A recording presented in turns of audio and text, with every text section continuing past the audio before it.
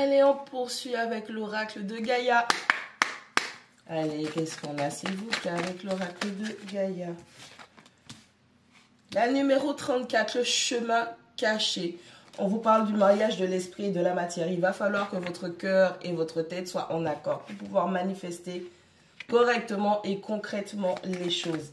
Il va falloir que vous compreniez que là où vous allez mettre votre attention, là où vous allez focus votre énergie, c'est ce que vous allez pouvoir manifester, matérialiser dans votre situation.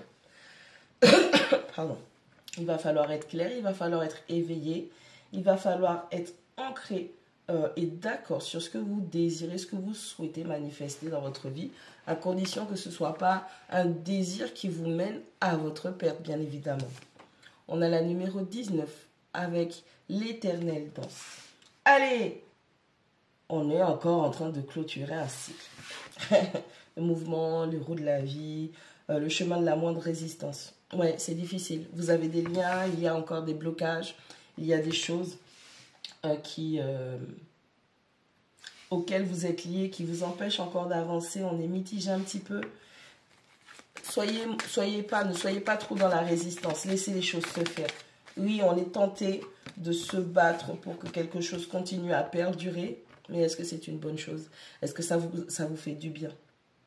Ou est-ce que vous êtes dans l'illusion, dans le rêve de quoi que ça va vous faire du bien si ça s'arrangeait? La numéro 16, la fin de l'hiver. On vous parle de votre régénération, de la renaissance et des choses positives qui sont en train de venir à vous.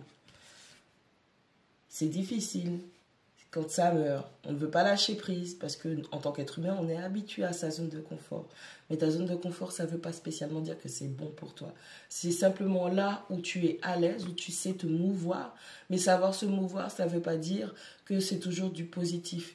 Vous pouvez apprendre à vous mouvoir toute votre vie dans de la toxicité. Vous savez naviguer dans des flots toxiques. Ça ne veut pas dire que ça va vous faire avancer et progresser. D'accord ? Laissez mourir ce qui doit mourir. C'est votre temps de repos. On vous demande de vous reposer. On vous demande de vous régénérer. On vous demande de lâcher prise sur les vieilles énergies, les mauvaises énergies que vous avez stockées, emmagasinées, qui sont en train de vous fatiguer, de vous épuiser petit à petit, pour pouvoir faire de la place pour de nouvelles énergies, pour prendre un nouveau départ, pour renaître. Allez, on a la numéro 2 avec la déesse de la lune.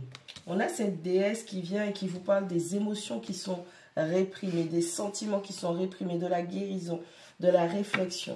Allez, faire la lumière sur son état émotionnel. Pourquoi je me suis liée à ça? Pourquoi ça a déclenché ça? Pourquoi ça a réveillé ça? Pourquoi ces émotions remontent à la surface aujourd'hui? Quel travail que je n'ai pas fait? Pourquoi je suis rentrée dedans? C'est ce qu'on vous demande de faire. La numéro 35, on a l'amour perdu. Vous allez apprendre une bonne fois pour toutes à dealer avec cet amour perdu.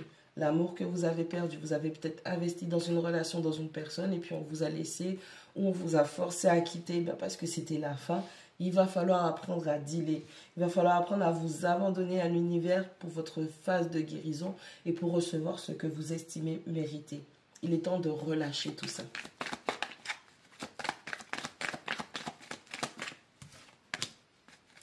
La numéro 10, un joyau dans une larme. Allez, appréciez toute l'expérience. Une reconnexion spirituelle et émotionnelle. Vous allez voir là où vous êtes trompé, là où vous êtes leurré. Vous allez avoir plus de compréhension quant à ce que vous avez traversé, vécu. La personne ou les personnes avec qui vous avez été dans cette phase, dans ces moments, dans ces situations, dans cette expérience. Et le fameux joyau, c'est la connaissance que vous allez en tirer. Ça va vous donner une grande croissance spirituelle. Ça va vous donner une maturité. Ça va vous donner les points dont vous avez besoin pour passer à autre chose. Oui. On a la numéro 31 de Ganesh. Ganesh, qui est une divinité indienne, bien évidemment. Si vous ne connaissez pas, je vous invite à faire des recherches dessus.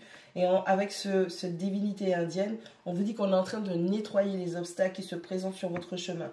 Vous êtes protégé, vous êtes guidé. En somme, vulgairement parlant, votre équipe spirituelle veille sur vous et éloigne tout obstacle, toute personne, toute mauvaise situation qui pourrait dévier, vous faire dévier de votre chemin afin que vous soyez en sécurité pour pouvoir avancer et grandir et progresser.